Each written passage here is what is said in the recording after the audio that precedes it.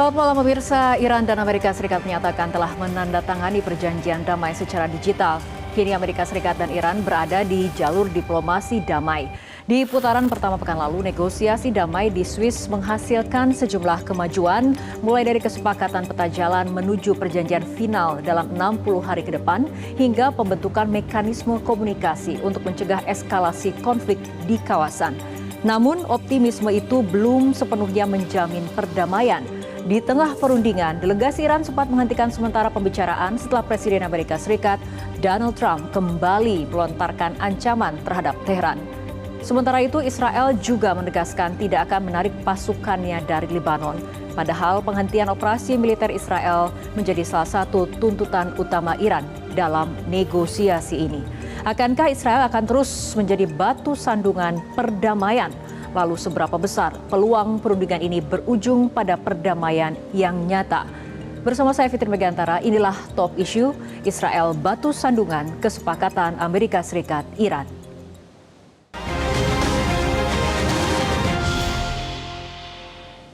Dan pemirsa, kita akan membahas topik malam hari ini dengan narasumber yang telah hadir di studio Metro TV. Ada pakar strategi PPAU, Marsma TNI Purnawirawan Agung Sasongkojati. Selamat malam Pak Agung. Selamat malam. Silakan bergabung dengan saya di sini Pak Agung. Terima kasih sudah hadir di studio Metro TV Pak. Apa kabarnya Pak Agung? Baik, terima kasih. Pemirsa, selain bersama Pak Agung, saya juga akan berdiskusi bersama Direktur Kerjasama dan Hubungan Eksternal Think Tank Indo-Pacific Strategic Intelligence atau ISI dengan Mbak Aisyah Kusuma Sumantri. Selamat malam Mbak Aisyah. Selamat malam. Terima kasih telah hadir di studio Metro TV. Selain itu kita juga akan berdiskusi bersama mantan Duta Besar Republik Indonesia untuk Iran periode 2012-2016 Bapak Dian Firengcurit. Selamat malam Pak Dian. Selamat malam Mbak Fitri. Apa kabarnya malam hari ini? Sehat selalu. Oke, saya akan diskusi terlebih dahulu. Kita mulai dari Pak Agung. Pak Agung, mengenai perundingan yang terjadi di Swiss antara Amerika Serikat dan Iran. Menurut Anda apa yang terjadi di belakang layar?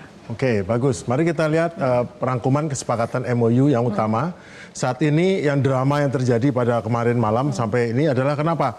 Dari pasal 1 ataupun disebutkan penghentian segera permanen operasi militer masuk di komitmen tidak memenuhi peluang dan jaminan kedaulatan Lebanon. Jadi jaminan kedaulatan Lebanon sudah ditulis pasal 1. Itulah alasannya kenapa alasan daripada Iran untuk menutup Selat Hormuz. Kenapa? Karena yang pertama ini syaratnya jaminan kedaulatan Lebanon. Artinya kalau bisa Israel menghentikan serangan dan Israel pergi dari Lebanon. Itu yang menjadikan pada saat Iran menutup Selat Hormuz, kemudian selanjutnya Trump mengancam lewat lewat medsos sosial dan marah Irannya. Kenapa? Mungkin tidak marah, tetapi menunjukkan ekspresi ketidaksukaan dengan dia keluar dari ruangan, tapi tetap di situ dan selanjutnya bolak-balik dari Qatar dan dari Pakistan untuk membantu, tetapi tetap berjalan dan akhirnya mereka berunding kembali dan akhirnya dapat kesepakatan baru dan beberapa hal yang kembali lagi seperti kemarin kebodohannya Bibi Netanyahu menyerang Beirut. Nah sekarang karena ini maka ada konsesi sedikit, Iran mendapatkan beberapa konsesi di malam ini yang belum di broadcast, antara lain ada beberapa mengenai sanksi uang yang akan dikeluarkan. Jadi yang terjadi adalah pasal pertama yang sering tidak disampaikan bahwa pasal pertama menyatakan bahwa kedua pihak Amerika dan Iran sepakat untuk menjaga integritas dan kedaulatan Lebanon. Artinya apa? Israel harus keluar, berhenti dulu, kemudian harus keluar. Di sisi lain, Amerika alih-alih menegur Israel, malah minta supaya Hezbollah mundur. Masalahnya Hezbollah itu bukan orang Iran. Hezbollah itu adalah partai resmi, pasukan resmi yang resmi sebagai pejuang gerilyawan kemerdekaan ataupun mempertahankan Lebanon. Jadi bukan hanya sekedar proksi, tapi juga mereka adalah warga negara Lebanon. Jadi mereka tidak bisa diusir oleh Iran, yang menentukan adalah pemerintah Lebanon ataupun Hezbollah sendiri. Ini juga ada beberapa poin dalam pembahasan seperti itu ya Pak Agung, ada negosiasi kesepakatan akhir, penghentian blokade laut dan penarikan pasukan Amerika. Ini artinya ada poin-poin pembahasan. Tapi apabila Anda lihat dari poin-poin pembahasan ini, apakah ini merupakan roadmap yang stabil, yang cukup kuat atau justru rentan? Hampir semuanya itu adalah bicara soal apa yang diberikan kepada Iran. Yang diberikan kepada Amerika itu yang di tengah, yaitu adalah soal Iran menegaskan tidak masalah nuklir dan mengenai timbunan bahan diperkaya yang akan dicampur kembali, sudah disebutkan di sini, jadi tidak diambil Amerika, akan dilokasi. Jadi sudah perundingan ke Amerika yang utama ini. Karena di sini tidak mencantumkan soal senjata Iran, tidak mencantumkan soal proksi secara detail, tetapi yang jelas hanya angka nomor 8 yang ini. Lainnya adalah pemberian konsesi kepada Iran. Jadi sebetulnya ya memang ini adalah kenyataan bahwa memang yang lebih menekan dan mendapatkan leverage utama adalah Iran. Jadi kalau kita perhatikan, mungkin di rumah ya bisa dilihat bahwa ini betul-betul Iran yang mendapatkan leverage sebagai pihak yang memang tidak kalah, dan Amerika tidak menang tetapi secara leverage kalah, ya memang wajar kalau Iran mendapatkan konsesi. Kenapa? Karena Amerika sudah sangat terdesak dengan masalah ekonomi yang akan datang menjadi bencana jika tidak ini. Dan terutama kan yang penting adalah informasi bahwa minyak Amerika, cadangan minyak Amerika itu hanya tinggal beberapa minggu lagi untuk mensuplai, sehingga akibatnya apa? Bukan masalah kesulitan minyak, kesulitannya akan menaikkan harga minyak dan akan menimbulkan masalah besar, inflasi, resesi, depresi, dan yang terutama adalah masalah geopolitik, pemilu setelah di mana Trump dan partainya akan kalah kalau dia tetap ngotot untuk melanjutkan perang ini. Oke, kita membahas dulu slide yang ini, Pak Agung bersama Pak Dian. Pak Dian, terutama mengenai psikologi politik Iran ataupun Teheran sendiri. Apakah betul dengan melihat nota kesepahaman ataupun poin-poin pembahasan ini memberikan leverage ataupun keuntungan bagi pihak Iran? Dalam kaitan leverage, iya. Karena sebagian ini memenuhi sebagian dari tuntutan Iran. Sebagian dari tuntutan Iran. Tapi buat saya ini bukan isu utama. Ini adalah isu periferi. Karena isu utamanya itu nuklirnya. Hanya disinggung di situ masalah nuklirnya. Di poin 8 ini ya? 8, tapi detailnya tidak ada. Jadi buat saya ini hanya fokus pada isu periferi, yaitu menjamin kelancaran sidangnya. Sidang untuk mencapai kesepakatan damainya. Nah, ini memang menentukan karena menyangkut masalah penghentian perang, pembukaan Hormuz dan sebagainya. Lebanon salah satu sisi. Tapi sekali lagi ini belum menyentuh esensi dari persoalannya. Buat saya jalan menyelesaikan ini pun tidak mudah. Karena mudah-mudahan kita sama sependapat, kalau tidak, tapi buat saya ini pandangan saya. Sebagian kita mungkin salah tafsir ya. Seakan-akan dalam 60 hari ini pasti tercapai ini atau diharapkan akan tercapai. Buat saya masih jauh. Jangankan isu utamanya mengenai nuklir. Orang membayangkan pembukaan Selat Hormuz itu seperti buka portal jalan. Begitu dibuka pasti langsung bisa. Padahal ada aspek security-nya, aspek safety-nya, ada aspek navigasinya yang selama ini itu dari pihak Irannya. Belum di luar itu di Oman, Laut Oman, Amerika yang menentukan kapan bisa lancar. Belum lagi masalah ranjau-ranjau di bawahnya. Nah, buat saya isu 14 ini sendiri masih harus memerlukan pendetilan. Makanya kan ada pandangan dalam konteks sidang atau perjanjian seperti ini, the devils are in the details. Kita belum masuk di detail. Oke, baik. Saya akan kembali ke Pak Agung. Pak Agung, ini mengenai dalam perundingan sendiri terjadi ketegangan, di mana tadi dikatakan Presiden Amerika Serikat sempat mengancam akan kembali menyerang Iran lewat media sosialnya, dan kemudian ditanggapi oleh Iran dengan mengatakan, hentikan ancaman yang Anda lakukan kepada Iran. Ada slide-nya, mungkin ada slide-nya. Baik, kita akan lihat slide-nya. Nah ini, jadi diplomasi ini apa yang terjadi adalah Iran melakukan walkout. Kenapa? Karena ada ancaman dari Trump yang mengatakan bahwa mereka akan membuat negara itu tidak ada lagi kalau tetap celah Hormuz. Sehingga akhirnya mediasi pihak ketiga, yaitu diplomat Oman dan Swiss, membawa kedua pihak ke meja perundingan setelah dia walkout ya.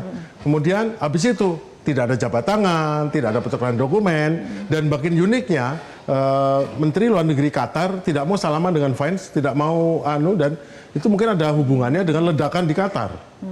Yang bukan dibuat oleh Iran.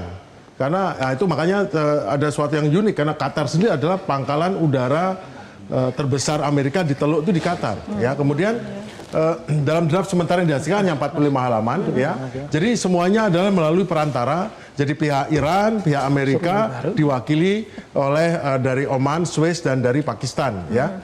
Jadi akhirnya substansi kesepakatannya rapuh sekali. Namun tetap akhirnya ada syarat deeskalasi, yaitu Amerika meminta Hezbollah mundur dari Sungai Litani, mundur ke utara. Tapi di sisi lain Iran meminta agar penghentian total agresi pesawat tempur Israel dan kemudian penarikan mundur dari Israel. Nah, perbandingannya apa? Amerika dan Iran bahwa prioritas Amerika adalah pembukaan akses Hormuz dalam 24 jam, Hezbollah mundur di belakang Sungai Litani, dan stabilisasi harga minyak domestik. Iran sendiri penarikan kapal setelah dana cair. Dia nggak mau karena janjinya kok nggak ada cair-cair dananya, bukan karena mata duitan, tetapi karena memang harus ada buktinya dong. Ini niatmu beneran, kalau enggak nanti kalau sudah dilaksanakan nanti nggak keluar uangnya. Kedua, penghentian agresi udara Israel dan pencairan dana dan perbaikan daripada sistem radar yang di Iran. Jadi motif utamanya adalah Iran adalah kepastian Amerika mulai dari awal dia memenuhi klausul-klausul dari awal, terutama Lebanon, dan Amerika Hormuz dibuka, itu intinya. Oke. Mbak Aisyah, menurut Anda seperti apa kemudian ketika melihat ketegangan di tengah perundingan yang terjadi, terutama diakibatkan oleh pernyataan dari Trump sendiri, dan kemudian Israel juga terus melakukan serangan ke Lebanon Selatan, padahal kemudian itu salah satu poin utama yang kemudian diperjuangkan oleh Iran. Bahkan ini Amerika juga nampaknya tidak memiliki kemudian sepenuhnya memegang kendali atas kesepakatan dengan Iran sendiri, terutama sekutunya Israel. Ya. Makasih Mbak Fitri. Nah, ini sesuatu yang sebenarnya perlu kita antisipasi karena ini bukan merupakan yang pertama kalinya ada gencatan senjata di antara Amerika Serikat dan Iran. Ya, tetapi apa yang membedakan perjanjian MOU ini dengan apa yang kemudian telah dilakukan sebelum-sebelumnya, ya sebelumnya itu selalu satu pihak saja melalui Amerika Serikat. Karena apa? Itu dilakukan untuk sebagai bentuk ya pertanggungjawaban Amerika Serikat ke domestik untuk mengatakan bahwa perangnya sudah selesai, perangnya sudah berhenti. Ini sudah ada kemudian penurunan intensitas perang sehingga kemudian harga pasar bisa naik dan kemudian harga minyaknya bisa turun. Nah, sekarang kita lihat memang ada kebutuhan yang cukup mendesak bagi Amerika Serikat untuk bisa mencapai kesepakatan ini. Karena begini, hampir semua pihak di sini dikejar waktu dan semuanya menginginkan perang ini selesai kecuali Israel. Ya, Iran saat ini kita harus akui bahwa Iran juga bukan negara yang bulletproof. Dia sedang kesulitan sekarang karena storage capacity dari minyaknya itu terbatas dan dia juga merugi sekitar 435 juta US dollar atau kalau kita akumulasikan itu sekitar 13 miliar US dollar per bulannya gitu ya. Sementara Amerika Serikat saya rasa ya ini tekanan dari berbagai macam pihak sangat luar biasa. Pertama, tekanan dari pihak masyarakat ya, harga minyak naik ya, energi itu semakin kemudian mahal. Lalu kemudian kita bisa lihat juga bahwa ya kebutuhan-kebutuhan pangan dan lain-lain ini juga semakin meningkat. Nah, oleh karena itu, tekanan dari masyarakat ya, itu mengatakan bahwa perangnya harus berhenti karena hanya sekitar 29% dari masyarakat Amerika Serikat ini setuju dengan cara Donald Trump menangani perang yang ada di Iran gitu ya. Sementara kita tahu bahwa Kongres juga sudah menerbitkan War Power Resolution yang menyatakan bahwa Amerika harus menarik pasukannya kurang lebih dalam waktu 60 hari dengan tambahan waktu kalau mungkin itu sekitar 30 hari. Itu kan waktu yang sebenarnya sangat singkat. Nah, itu menjadi alasan kenapa kemudian MOU ini memiliki tenggat waktu 60 hari sampai akhirnya konsesi akhir ini bisa tercapai gitu ya. Nah, tetapi kita lupa kadang-kadang ada aktor ketiga memang di sini Israel. Karena kita lihat sebenarnya ada divergensi di antara kepentingan Amerika Serikat di awal ya dengan Israel dan kemudian di saat ketika kita bicara sekarang ini gitu. Nah, di satu sisi saya kira sebenarnya Donald Trump ini dikenakan juga tekanan dari hawkish Amerika Serikat ya, politisi-politisi seperti Lindsey Graham dan lain-lain untuk tetap melanjutkan perang, dan kita juga harus ingat bahwa ada pengusaha-pengusaha ya yang pro-Zionis di Amerika Serikat yang menyokong sebenarnya dana kampanye dari Donald Trump.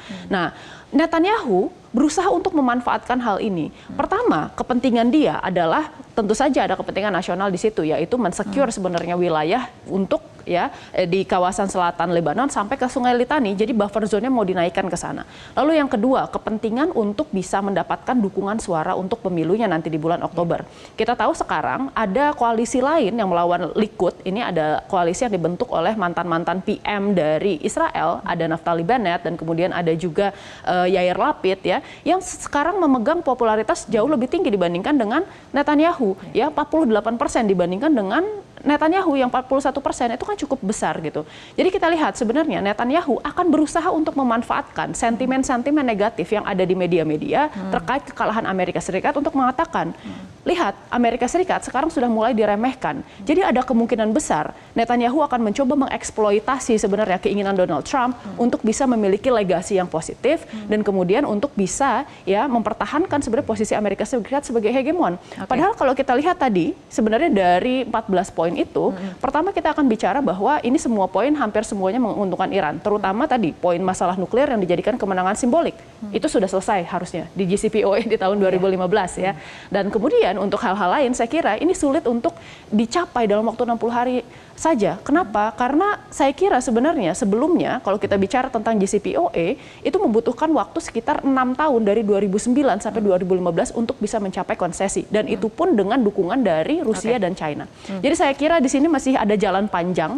Kita lihat ada spoiling factor Israel dan kemudian proses negosiasi yang pasti tidak mudah nantinya ke depannya. Baik, kembali Pak Agung soal Israel yang menjadi batu sandungan seperti ya tadi tolong kembali lagi ke slide barusan. Ya.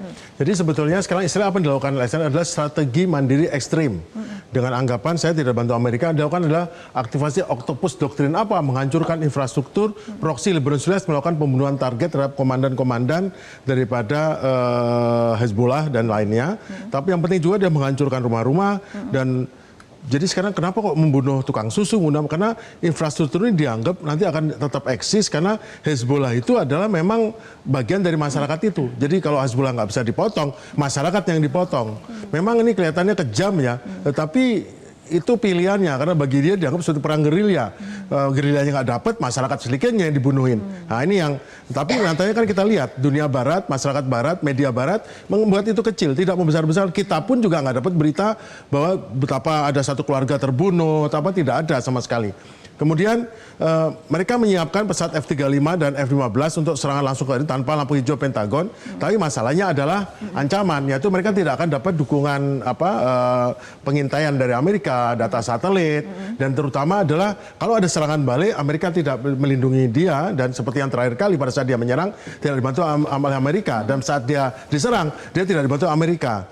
Dan operasi cyber dan black ops Mossad, yaitu sebagai lembaga intelijen itu betul-betul sudah menyerang masyarakat, dan saat ini memang sebagian daripada aktor-aktornya di Iran sudah dibabat, kemarin ketahuan ketangkap.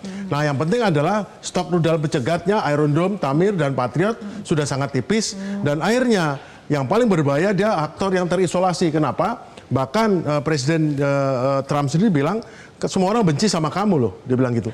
Dan DG Vance bilang, apakah kamu Israel, kamu harus membunuh untuk mendapatkan keamanan nasionalmu? Dan Trump juga bilang kemarin, kamu ngapain kamu nyerang-nyerang bangunan segala macam untuk bunuh satu orang, kok kamu nyerang bangunan? Bahkan sampai Presiden Trump pun mengatakan seperti itu. Artinya apa? Dan sudah dibuktikan dengan tidak membantu Israel saat menyerang terakhir dan tidak membantu Israel saat diserang. Nah ini sudah merupakan suatu perceraian ya, atau suatu perpisahan yang tidak pernah terbayangkan sebelumnya. Kenapa? Pada akhirnya kepentingan nasional Amerika, ekonomi Amerika pasti lebih penting dari kepentingan proksi. Terus terang Israel ini proksi, bukan sekutu lagi, ini proksi. Tidak ada perjanjian keamanan antara Amerika dan Israel. Malah Amerika punya perjanjian keamanan dengan Iran. Sesuatu yang menentukan bahwa ada hubungan akrab antara Amerika dengan Iran dengan perjanjian ini. Israel nggak ada. Nah itu kan seperti apa ya, tidak ada, tapi malah mereka merasa dekat sekali, tetapi percayalah di dunia ini tidak akan ada yang abadi, yang penting kepentingan masing-masing yang abadi, lainnya itu bisa disingkirkan. Oke, baik Pak Agung dan juga Mbak Aisyah serta Pak Dian, kita akan lanjutkan kembali perbincangan, tapi kita ikuti jeda berikut terlebih dahulu.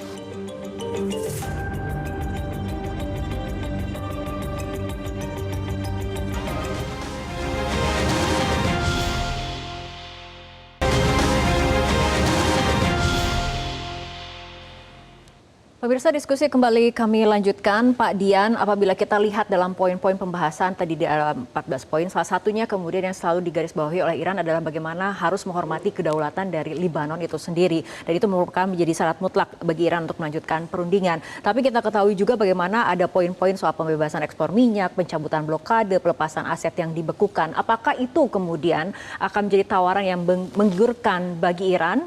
Sejauh mana toleransi Iran terhadap serangan-serangan yang dilakukan Israel terhadap Lebanon? Makasih Mbak Fitri. Lebanon kan sebenarnya bukan faktor ya tadinya. Dalam konteks sebelumnya ini yang besar masalah program nuklir. Yang menjadi faktor adalah Hezbollah. Hezbollah di masa perang yang lalu jelas dia entitas Syiah resmi, partai politik diakui di Lebanon dan diizinkan mempersenjatai diri. Karena wilayah kekuasaannya adalah di Lebanon Selatan antara perbatasan Israel Lebanon sama Sungai Litani tadi. Disitulah pasukan perdamaian digelar. Nah, sekarang kan Israel makin brutal ketika dia sudah tidak lagi dekat dengan Amerika. Dia harus tunjukkan bahwa saya tanpa Amerika bisa menjamin negara saya dari ancaman, yaitu 3, Houthi, Hamas, sama Hizbullah. Itulah yang sekarang dihabisi. Masalahnya karena tadi disinggung Pak Syarki bahwa mereka adalah penduduk Lebanon, mereka ternyata mundur ke wilayah Lebanon negara. Walaupun mereka ada di negara, tapi artinya bercampur dengan masyarakat. Itulah yang membuat Israel semakin brutal. Memasuki wilayah, bukan hanya wilayah Lebanon Selatan, tapi Lebanon keseluruhan dengan alasan mengejar Hizbullah. Inilah yang semakin mengkeruh, membuat semakin keruh. Nah, disinilah Iran bilang bahwa kalau memang diteruskan seperti itu, sekarang jadi tuntutan saya. Bukan hanya Lebanon Selatan dikosongkan dari Israel, tetapi seluruh Lebanon harus dikosongkan, baru perjanjian ini akan dibicarakan. Kalau tidak ada itu, kami tidak akan mau. Dan itu menjadi pasal pertama tadi, bahwa Lebanon harus dijaga territorial integrity dan kedaulatannya. Nah, buat Israel sekarang dia sudah terlalu jauh masuk. Untuk keluar lagi berarti kekalahan di dalam negeri. Makanya lepas dari apapun yang terjadi, Israel sudah bilang, apapun yang terjadi dengan perdamaian ini, kami tidak akan tinggalkan Lebanon. Sekarang posisinya sudah seperti itu. Itulah yang semakin memperkeruh. Nah, kalau kaitan dengan isu utamanya, nuklir, 3 isu utama, program nuklir, sanksi, dan aset, itu masih nanti di periode 60 hari ini fokusnya. Sekarang mengamankan semua elemen yang bisa mendorong dialog, negosiasi 60 hari itu berjalan lancar. Tapi sekarang sudah justru menjadi hambatan berikutnya untuk memperlancar itu. Nah ini Mbak Asya mengenai starting point untuk nanti perundingan ataupun perjanjian difinalisasi dalam waktu 60 hari. Tapi kita ketahui bagaimana Menteri Pertahanan Israel secara tegas menolak menarik pasukannya dari zona keamanan 10 km dari Lebanon Selatan. Menurut Anda sendiri, apakah kemudian manuver Israel yang kemudian tidak mau tunduk dengan nota kesepahaman yang sudah dibuat sendiri oleh Amerika Serikat dan Iran akan memang bisa mengubah draft perdamaian itu sendiri? Ya, tadi saya sempat berdiskusi sama Pak Agung ya, bahwa kita kayaknya bisa menerapkan sebenarnya teori Habermas di dalam hal ini ya, teori active communication, di mana di dalam sebuah komunikasi semua pihak itu harus setara gitu ya, harus memiliki kemudian teknik komunikasi yang juga sehat dan efektif gitu. Tetapi permasalahannya kan kita melihat bahwa di dalam kasus ini salah satu dari 3 belligerentnya itu tidak diajak untuk kemudian melakukan negosiasi. Ini yang menjadi semakin sulit karena pada awalnya gitu ya kita melihat bahwa mungkin Amerika Serikat dan Israel ini memiliki tujuan yang sama, pergantian rezim gitu ya. Semakin kesini saya kira ini semakin berbeda gitu. Dan saya kira sebenarnya seperti kata Pak Dian tadi gitu ya, Iran ini sekarang menganggap ya Lebanon ini menjadi sebuah harga mati untuk bisa melanjutkan perundingan gitu. Nah kita lihat kemarin setelah Israel ini melakukan serangan kepada Lebanon, yang dilakukan oleh Iran pertama kali adalah menutup kembali Selat Hormuz. Itu berarti menunjukkan bahwa Iran ini masih melakukan strategi yang sifatnya adalah maximalist approach. Dia berusaha untuk membuat Amerika Serikat agar dia tidak melanggar sedikit pun, sehingga menunjukkan bahwa memang ada ya hal-hal tertentu yang harus ditaati Amerika Serikat jika ingin bernegosiasi dengan Iran gitu. Nah, tetapi permasalahannya ini kan goes down to 3 factors. Yang pertama adalah sebenarnya bagaimana Amerika Serikat itu bisa mengontrol Israel. Nah, ini juga sudah susah karena sebenarnya kalau istilah mengontrol ya, mereka berdua merupakan negara yang sebenarnya sama-sama berdaulat. Permasalahannya dua-duanya sama-sama mengikat satu sama lain. Pertama saya kira di sini Donald Trump tidak bisa melakukan ancaman yang terlalu keras kepada Israel meskipun dia sudah mengatakannya di media dan lain-lain, tetapi dalam tindakan nyata ya sebenarnya keterkaitan Israel dan kemudian Amerika Serikat itu jauh lebih complicated dibandingkan dengan itu. Bagaimana kemudian ya lobis-lobis Israel lalu kemudian pengaruh AIPAC di dalam negeri serta sponsor-sponsor yang diberikan oleh kemudian orang-orang pro-Zionis terhadap politisi-politisi Amerika itu sangat besar sehingga utang politiknya itu luar biasa. Jadi sekarang sebenarnya yang dilakukan oleh sponsor-sponsor politik Donald Trump yang pro-Zionis adalah menahan sebenarnya sebagian dana kampanye untuk pemilu setelah nanti di bulan November. Jadi baik Kongres maupun kemudian Israel ini saling menahan sebenarnya dana. Yang satu menahan dana lanjutan perang 200 miliar US dollar yang diajukan Donald Trump, yang satu menahan dana kampanye. Yang mana yang kemudian didahulukan gitu kan?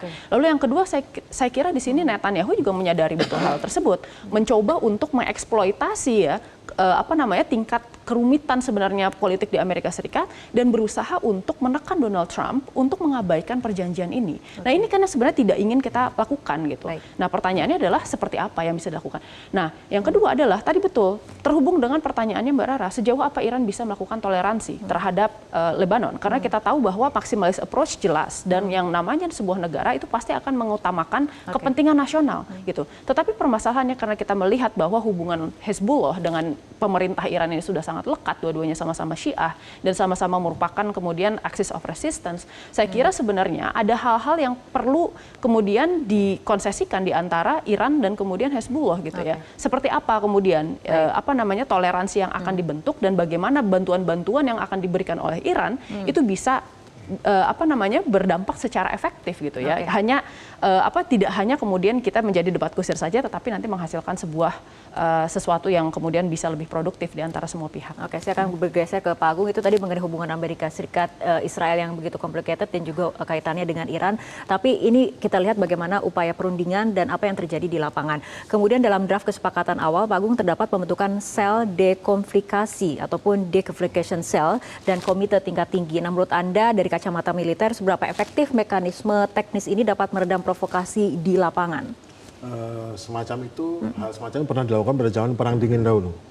Di mana pada saat Perang Dingin dulu, Presiden Amerika dengan presiden ataupun pimpinan dari Uni Soviet memiliki namanya hot telepon atau hotline telepon yang untuk ngecek di sana kamu nembakin apa kamu nembak ini, jadi untuk ngecek. Dan selain presidennya juga di noratnya ataupun di komandan militernya yang berhadapan langsung bertanggung jawab. Contohnya kalau ini mungkin Central Command ya, komando tengah, bukan komando pusat, tapi komando tengah karena letaknya di tengah. Dan di sana mungkin Iran siapa IRGC bagian ini atau apa itu ada hotline yang saling untuk mencek. Jadi itu udah bagus sekali. Jadi untuk membuat tahap awal untuk saling mengetahui. Cuman yang saya perhatikan ini, saya barusan terpikir itu di Amerika itu masalah besar itu adalah tidak normalnya jalannya pengambilan keputusan di Amerika. Kenapa? Karena orang takut sama Trump semua. Dan akhirnya bawahannya seperti Hegseth, seperti Kushner, seperti Hitchcock, itu menggunakan itu sehingga orang jadi takut sama mereka semua. Jadi kayak raja, punya anak, punya ini. Karena ketakutan itu, dan banyak juga para diplomat Amerika itu dipecatin, banyak jenderal-jenderal dipecatin, akhirnya orang diam nggak mau ngasih nasihat, sekarang harus biarin aja daripada saya jadi salah. Harusnya itu tidak terjadi di negara Amerika. Kenapa? Lihat pasal 1. Kalau dia seorang diplomat yang jago dan dia sudah tahu mengenai Iran, betul-betul Iran, pasti dia akan tidak mudah mengeluarkan bahwa Amerika dan Iran sepakat untuk melindungi atau menjaga kedaulatan sovereignty dari Lebanon.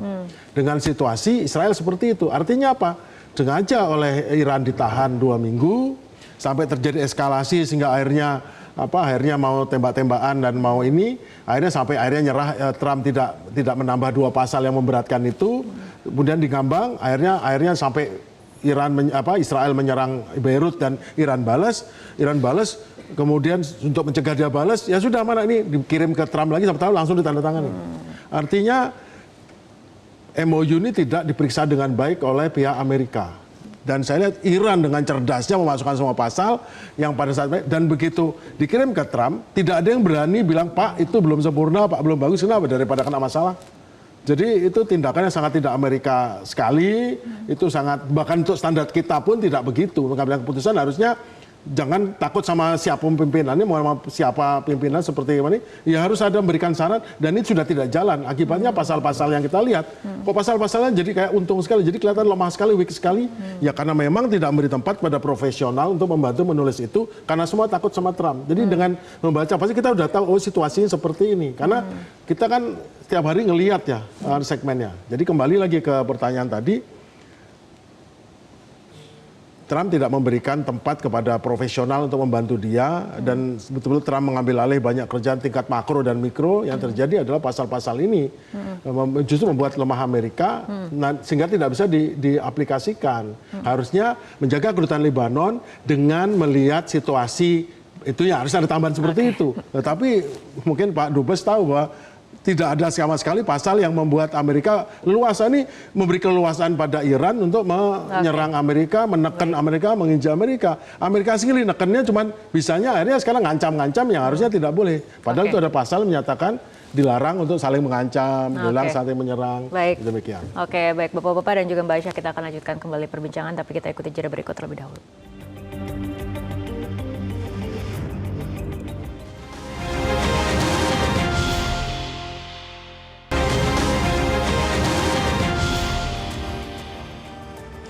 Pemirsa, diskusi kembali kami lanjutkan. Kita ke Pak Dian, dari perspektif Anda sendiri ataupun pandangan Anda sendiri soal pembentukan sel dekonflikasi dan juga komite tingkat tinggi dan efektivitasnya dalam meredam provokasi di lapangan.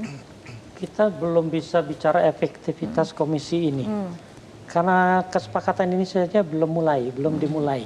Dengan walkoutnya Iran itu menunjukkan bahwa ini belum bisa dimulai.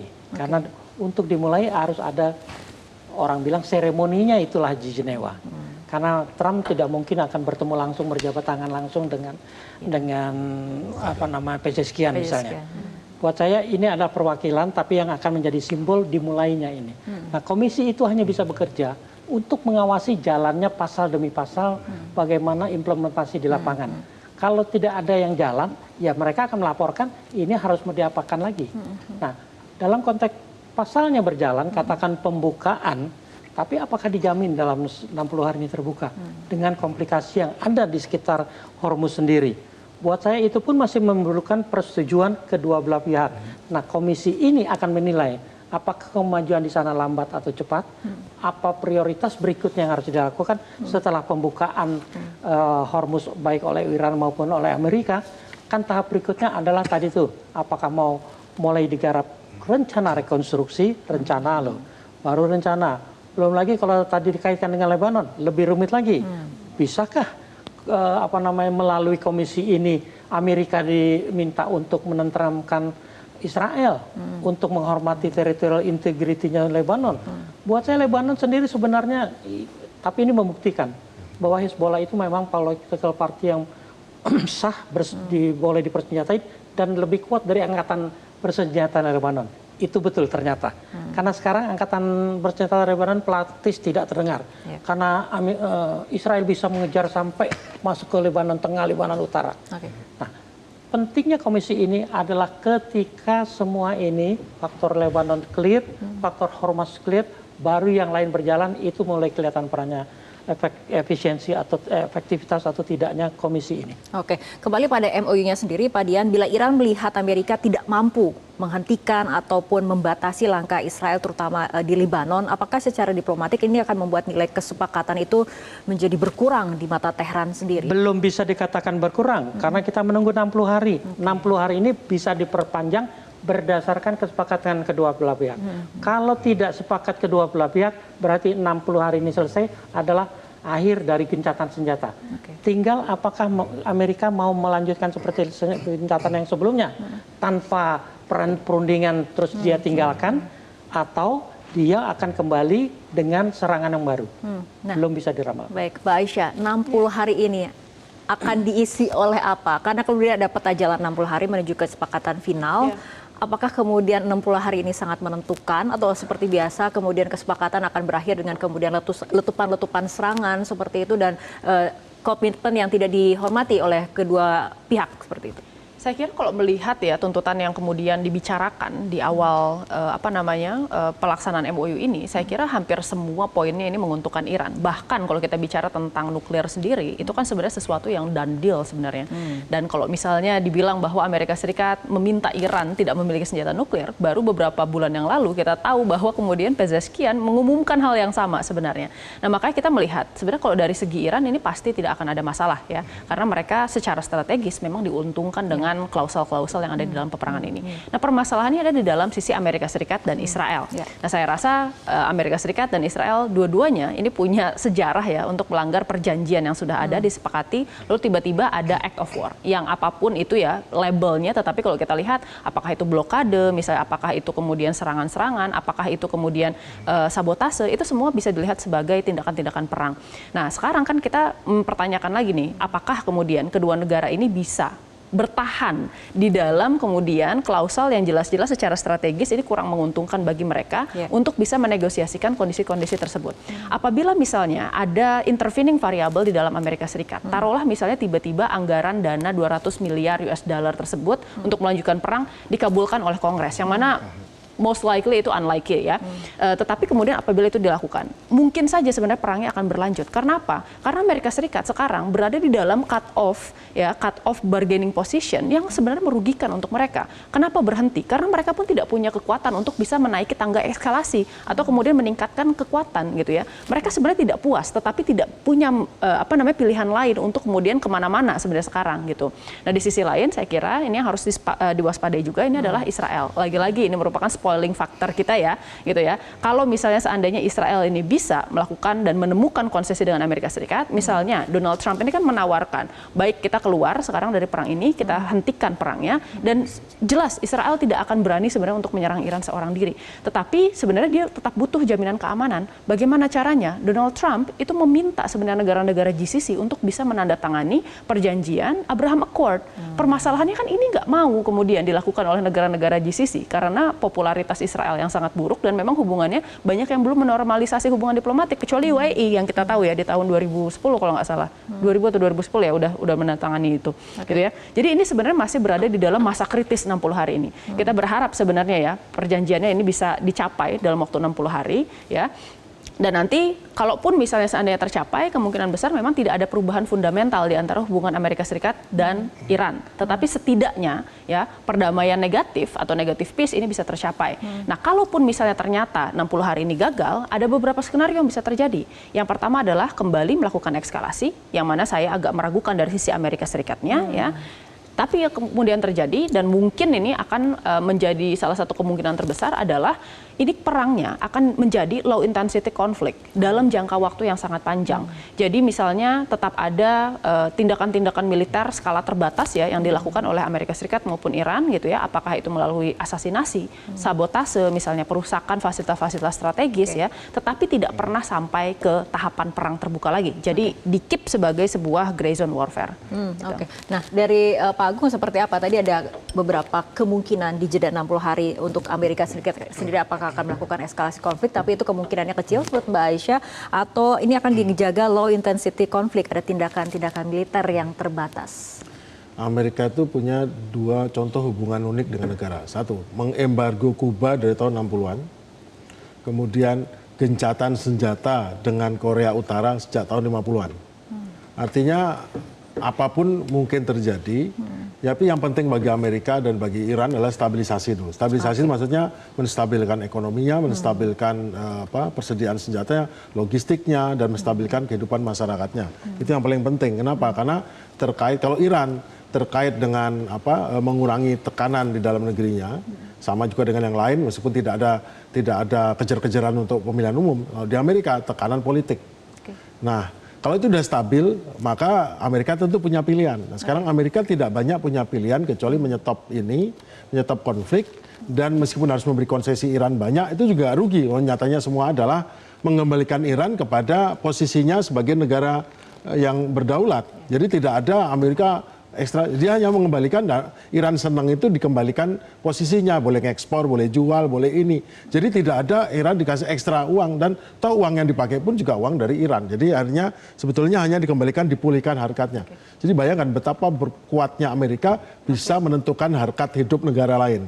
Nah, tapi di sisi lain, betapa hebatnya Iran bisa membuat Amerika, memaksa Amerika untuk mengembalikan harkatnya yang tadinya bisa ditahan bertahun-tahun, sekarang nggak kuat untuk nahan karena Amerika dalam tekanan. Tapi yang paling membuat saya dapat informasi ya, Amerika itu betul menghasilkan 30 juta barel sehari ya, atau sekitar 20-30. Namun masalahnya kebanyakan minyak-minyak itu tidak dikilang di Amerika. Minyak itu dijual keluar. Yang disimpan di Amerika adalah minyak-minyak dari Timur Tengah atau minyak-minyak berat. Nah, minyak-minyak berat ini yang akan digunakan. Nah, sekarang itu sudah berkurang. Sisa 340 juta barel, tetapi 140 juta barel nggak boleh dipakai, tinggal 200, tinggal sehari dipakai 200, tinggal 20 hari. Nah, yang terjadi adalah apa? Amerika sekarang lagi kesulitan. Yang utama adalah diesel apa? Solar rel kita atau DEX ya.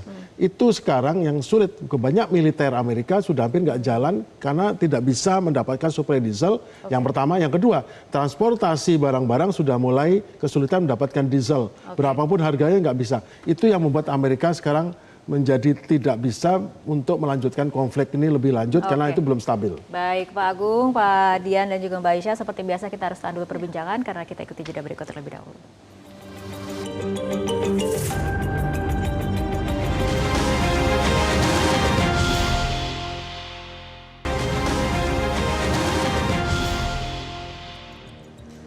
Pemirsa, diskusi kembali kami lanjutkan. Saya akan ke Pak Dian. Ini perundingan menyepakati roadmap menuju kesepakatan final dalam waktu 60 hari. Nah, dalam waktu krusial masa kritis ini, apa kemudian parameter ataupun indikator yang harus kita perhatikan untuk membuktikan ataupun menilai apakah kesepakatan di Swiss ataupun kesepakatan ini akan menjadi sebuah perdamaian permanen atau jeda waktu untuk menyusun kembali kekuatan logistik militer? Terima kasih Mbak Fitri. Kalau perdamaian permanen buat saya masih kata anak-anak tuh masih jauh banget.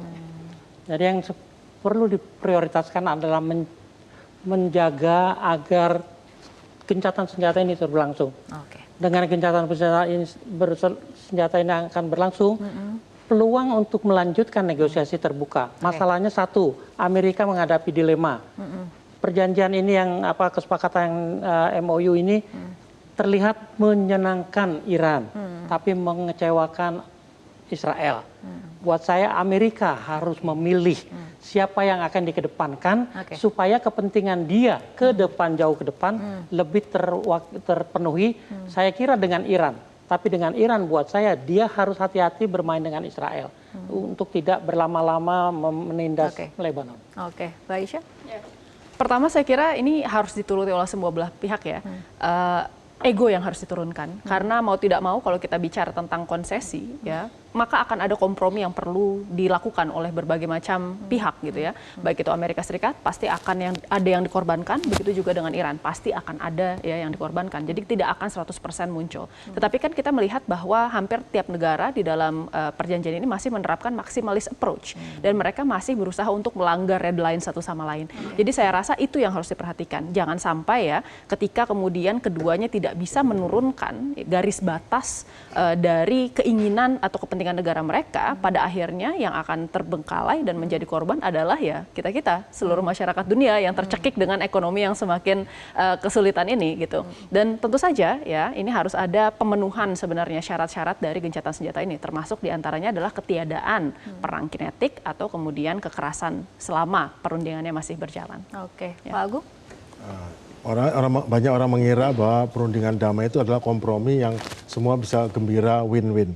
Tetapi sungguhnya antara Iran dan Amerika, karena ketidakpercayaan yang besar, khususnya dari Iran kepada Amerika, sedangkan Amerika itu kayaknya percaya saja sama Iran karena selama ini selalu bisa dikalahkan, itu bahwa ini adalah perjanjian yang harus menggunakan kekuatan. Maksudnya gini, kekuatan adalah menggunakan kekuatan nasionalnya, instrumen kekuatan nasional yang singkatnya saya bilang bahwa secara diplomasi ketahuan siapa yang keteteran, dan itu Iran harus neken terus, jangan mau nyerah. Amerika harus banyak mengalah. Secara informasional jelas kita bisa menilai bahwa di Amerika itu tidak terpadu antara presiden dengan bawahannya. Itu informasi nggak dijaga, akhirnya malah membocorkan kelemahan Amerika bahwa begitu ngomong ini berarti panik sekali nih si presidennya, gara-gara harusnya kan diam-diam aja kayak nggak panik. Secara militer ya jelas sudah stalemate lah, mau nyerang juga merugikan, mau bertahan merugikan, dan terakhir secara ekonomi Amerika memang sudah sangat terdesak, dan juga geopolitik Iran sendiri tidak terlalu desak geopolitik karena tidak ada kejar-kejaran untuk mengenai pemilu. Tapi di sisi lain bahwa Iran tetap harus bisa menggunakan tekanan kepada Hormuz ini sehingga bisa memaksa Amerika untuk segera menyelesaikan, dan khususnya Lebanon agar segera bisa memaksa Amerika suka nggak suka untuk membuat Israel pergi dari Lebanon ataupun pergi dari kedudukannya saat ini. Oke, baik Pak Agung, Mbak Aisyah dan juga Pak Dian, terima kasih telah berbincang bersama kami malam hari ini. Pemirsa, perundingan Amerika Serikat dan Iran membuka secercah harapan, namun jalan menuju damai masih dibayangi intrik dan kepentingan kawasan. Perdamaian tidak cukup dibangun di meja perundingan, tetapi juga harus diwujudkan dalam tindakan. Jika diplomasi dikedepankan, stabilitas dapat dimenangkan.